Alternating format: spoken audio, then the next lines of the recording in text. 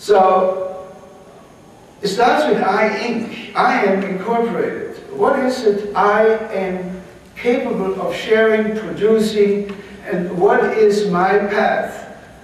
What is my participation in this community, you see? What is it I design on a daily basis? What is my mission, what is my vision, and what is my activism?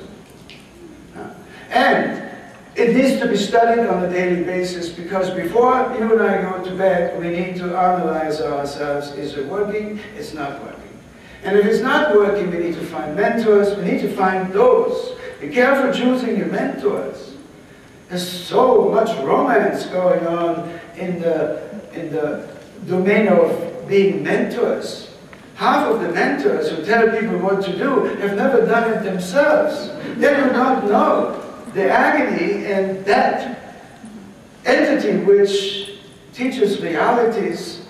So they're not talking from the point of realities, they're just talking from the point of fantasy. So be careful your mentors, choose someone who actually is doing it and is doing it successfully.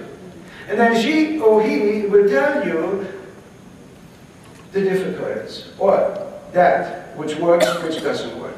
And maybe you just can then break those rules and then teach your mentors how you are doing it. Because ultimately we are mentoring each other. There are no masters of life. I have never met one. And I be careful, I'm very, very cautious of those who claim to be the masters of life or the great healers of life, because what? It all begins within ourselves, within us. This is what's exciting about it. So I wrote this little book, and some of you may want to pick it up as a guideline to write your own business manual. Write your own, because it has to come from yourself. Because then it's powerful, then it's meaningful for you and for the organization you lead. Don't copy somebody else. Create your own blueprint. And yeah, get inspiration from everybody, because I don't think there is an original idea. But the inspiration is necessary, and that's what we do to each other, inspire. And this is what's going on in this room, and that's why I'm thankful that I was invited to be here. Ultimately, the four ways to tap into the head, into the heart of the customer, is to help your customer to achieve the highest goals.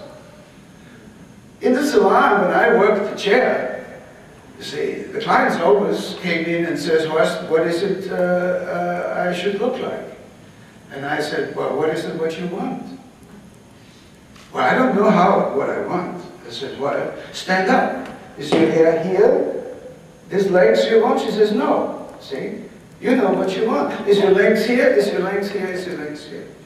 So finding out from the other side of you what is right or wrong is a very practical way of trading information. And because information occupies chemical matter, it feels, it smells, it looks like a certain way, it feels when you touch it, it sounds like it, it tastes like it. So those are our five senses. We need to learn how to please the other side within the relationship we have on our daily basis. And when we find out that each individual is different. Some people will throw up on the table when they smell lavender. And it has nothing to do with organic lavender or man-made lavender. It's a memory linked to an experience which was not pleasant, and it makes people sick to the stomach, because we are really living our past in this moment. And in fact, you're not listening to me. You are listening to your own interpretation of what I'm saying, and it has nothing to do with me at all. It has to do with your sensory life experiences. And so, if we know that in the realm of community and business of exchange, that becomes very useful. That becomes very individual. And then when a client comes in, don't tell them what they should use, ask them what they love to smell, because it's the loving aspects of an aromatic is transformation. Because I believe in placebo. I believe in mind over matter. And it doesn't work unless you love it. So everything has to do with loving the moment. And in that moment, when I love the moment, the body chemistry all of a sudden becomes activated and makes healing substances. Some of those chemicals are known as endorphins. They work like opioids. They make us feel good. They transport us to a state of bliss where we all want to be. And then when we're done with that relationship, then people usually will come back for more. And that's called good client service. I know you call it guest. I'm the old-fashioned way.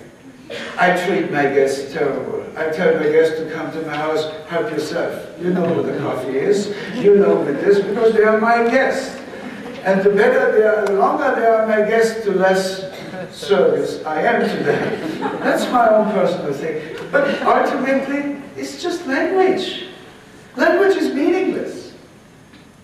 But what's really real is activism.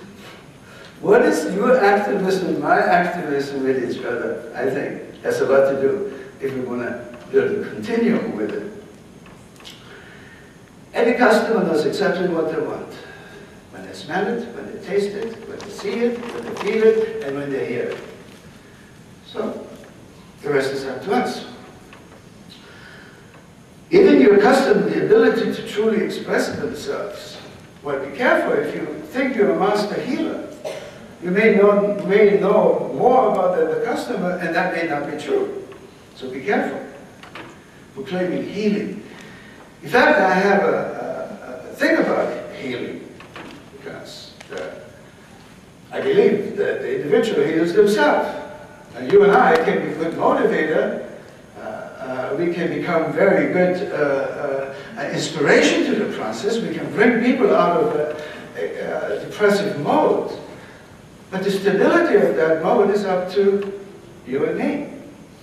What's stored inside, what's our plan, what's our commitment to the plan, and are we practicing the plan on a daily basis? Are we inventorying? Are we looking at crisis as an opportunity? Are we looking at pain as an entity which provokes consciousness to study cause and effect? What is the pain and what is the bliss? Phenomenon. That is very useful with my own personal practice, but I have to be, bring myself to an alpha state where I can become a witness of my own practice. So right and wrong is in the eye of the beholder. When Viagra was introduced in the study, I happened to be part of that information on Viagra. 40% of males had the same response from the blue pill as with the ones without active component. Because why? They believed in it.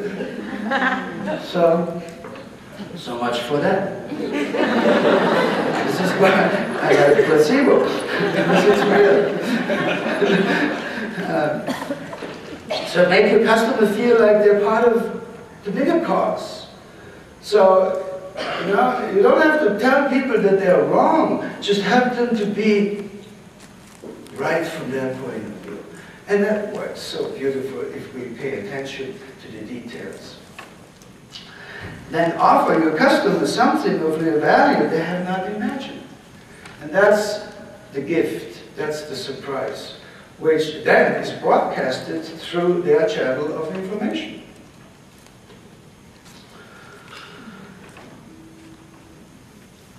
I love this little saying here. You know, you gotta change your mindset. You gotta change the thing. You can't practice the same stuff.